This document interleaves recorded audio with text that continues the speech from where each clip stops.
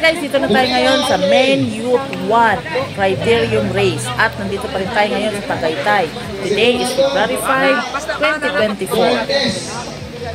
2024. Ating mga Main Youth 1, ito yung mga kabataan natin na ang edad ay 14 years old below. Ito pa rin ay karera ng Phil Cycling or Philippine National Road Championships 2024. Guys, meron tayong 45 na siklista na nakaregister dito. Itong mga batang to ay galing sa iba't ibang lugar dito sa Pilipinas. So, hindi lang siya dito sa Cavite, kundi sa buong Pilipinas. Bago mag-start guys, hindi mawawala ang briefing at mga konting paalala sa ating mga players. Dahil gusto natin maging safe ang lahat sa laro ko.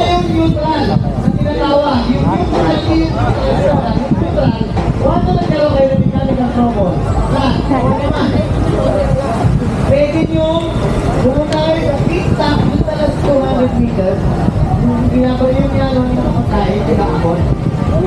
O meron kayo supporter. Kung kaya kahit sa pwede kayo makihirap ng bike. Kahit wala yung transponder. Basta lang nila ang plan, ng robot, dental. Hindi nyo ito magiging kung saan kayo grupo na nagkaroon ng mechanical robot, babalik kayo doon. Huwag yung pwede kayo ulit. Sabihin, pero pag dumating na last week. So, meron tayong 20 minutes na ikot dito sa ating crate at tapos niyan, meron tayong 3 final laps. So, iyon lahat 20 minutes last week. Atras na muna kasi tumatakbo na yung oras dito sa transponder namin. So, konting trivia lang guys, ano tong transponder? Ito ay isang device na kinakabit sa bike ng isang player para pagdaan niya sa start at saka sa finish line, nare-record nito ang oras at ang bilis ng takbo ng isang player or ng isang siklista. Meron din itong kanya-kanyang code numbers kaya hindi pwede magkapalit ang transponder na to. Yung ginamit sa criterium gagamitin sa ITT ng iisang tao lang, hindi pwede. Usually nasa likod to nilalagay, hindi doon sa harap. Sa likurang bahagi ng bike. Kaya pinapaatras yung mga players dito kasi nababasa na o nadedetect na ng transponder ang kanilang mga bikes. Tumatakbo yung oras nila kahit hindi pa sila umaalis sa starting point. Wala nyo na, start tayo. Atras na konti, huwag nyo apakan yung video natin. Kasi nasasakot na kayo ng transponder. Atras mo ko, atras mo ko. Nasasakot ko yung transponder natin. Okay na! Komisar rin, isa rin lang doon sa 10, 9, 8, 7, 6, 5, 4, 3, 2, 1, start tayo. Andrea, dalawa lang kayo na. Lot, ingat mo ta.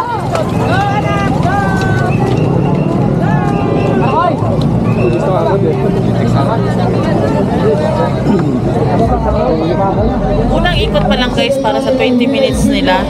Nagre-rematehan na. Ayan, bibilis ng mga batang to. Ayan naman, nakaikot agad. Samantalang yung iba, yung mga girls kanina, chillax lang silang gumanyak. Eto, kahit sa 20 minutes pa lang naikot, meron na solo breakaway na guys. Nakapula na jersey. So, sana hindi maubos yung lakas niya dito kasi ang dami nakasunod sa kanya. 45 to silang lahat eh. Shout out pala dun sa nagtanong kung bakit ang dami-daming players at kung makakapasok ba lahat. So, eto po. Maraming players pero 3 lang ang makakatanggap ng medal. Gold, silver, at bronze. Pero yung ibang mga players na hindi nakakuha ng medal, meron yan silang tinatawag na points para sa UCI. So, sila na nakakaalam dyan kasi nanonood lang naman tayo. Hindi natin alam yung mga point system nila dyan. So, yun. Kahit hindi sila nakakuha ng medal, nag-a-accumulate yung mga points nila. Nagdadagdag ng nagdadagdag hanggang makarating sa malaking points doon sa UCI mismo. UCI or Union Cyclist International.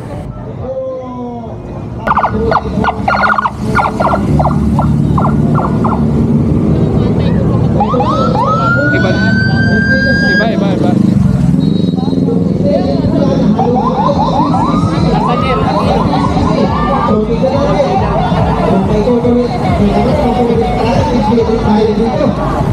Matulog ko, matulog.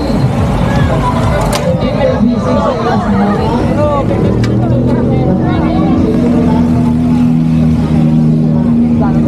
so huwag-huwalay na talaga ito. Wala silang tala, talagang bakbaka lang. Nakita ko na yung rider na sa Sambales. Ang bike check, nakita ko na rin ito sa page strike. Yun, so meron pa, may tumatawid pa, meron pa tayong mga riders. Sana na matubitayan ang bakbaka ng mga ito. Hindi na sila nag-antayan, ayaw din na naman nag-antayan.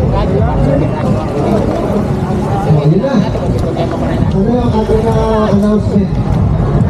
Ito na. Siyempre, kapag tanggawin, dito na yung pinaka. Kailangan natin po ang lasa. Natin po natin ang tuksugo, natin po natin. Pangatlo na to, di ba? Pangatlo ikot.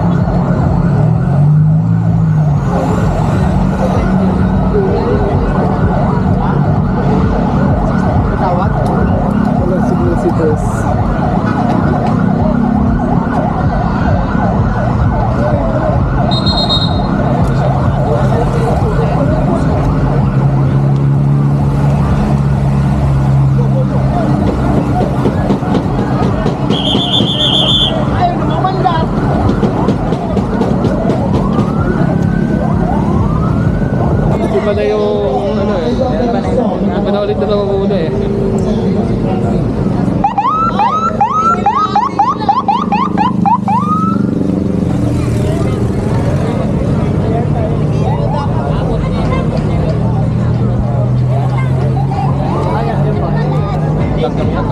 At ayun, may nag-swerving. Bawal yan guys ha, bawal yan, bawal. Swerving ang tawag dyan. Bawal yan sa race. Kaya ang player na ito nagkaroon ng warning sa mga organizers. Bawal yan. Bawal yan ah! Thank you.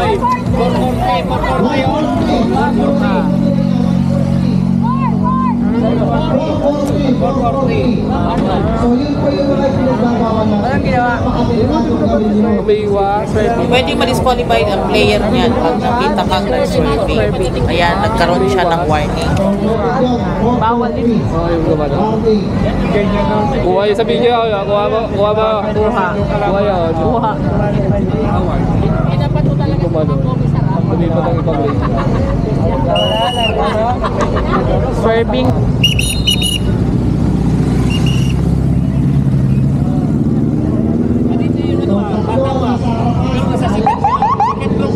No, sino pa ito na?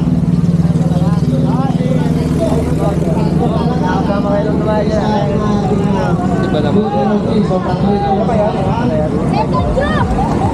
Ano tayo ito? Break kami? 443, rider number 443, warning. Rider number 443, warning.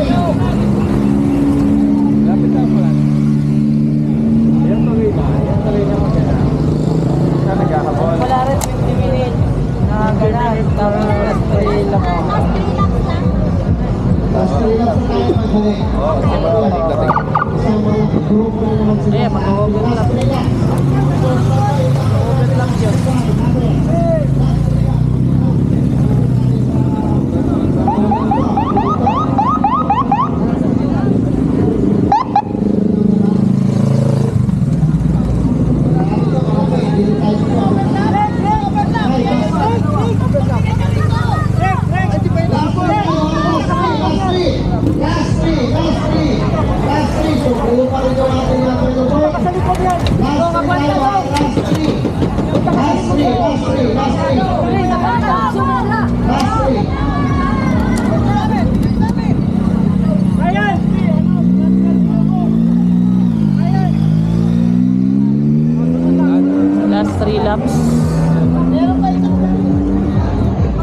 Meron nga mag-overlap. Meron na nga eh. Eh, nandun na. Pero may nahuli, yung huling motor na nahuli na doon sa ulan. Nasa likod na huling motor yung tao. Unang motor.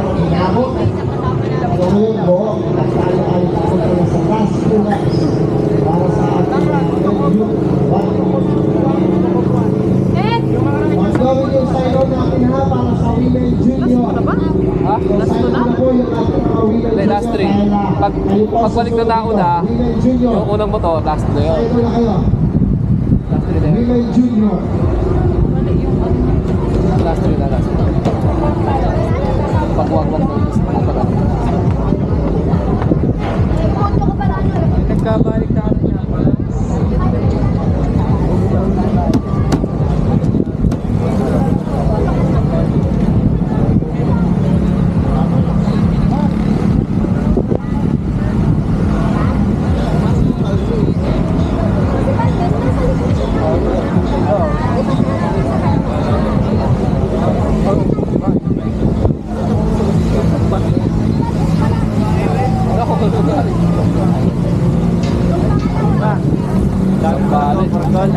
Buo pa rin eh.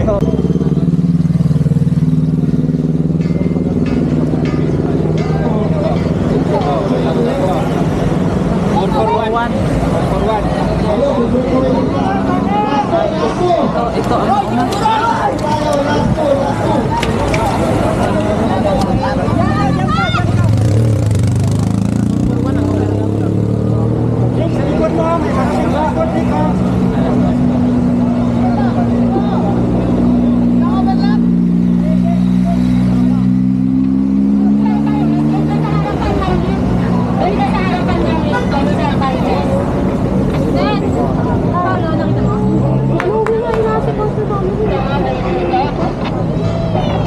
Sino yung kasama mo kapal?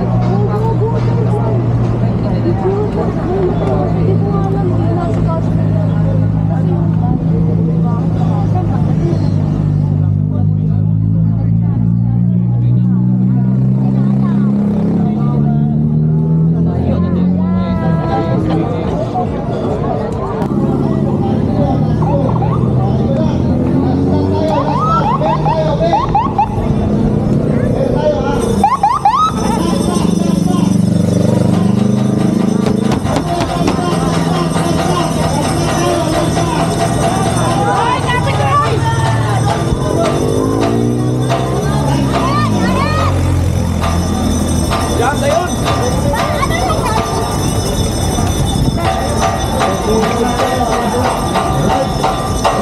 last lap. Matihan na to. Layo ng agwat ng iba. Nalilito na yung motor. Ito pa, mahabol.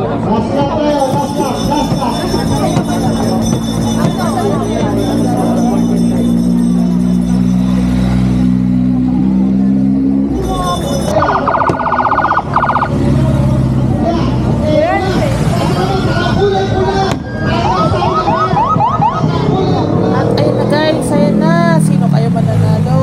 Eto, naka-red na jersey. Si Sean Andre Gatchalian ng Antipolo City. Siya ay sinundan ni Van Pagnanahon at Jomel de los Reyes. Congratulations sa inyo.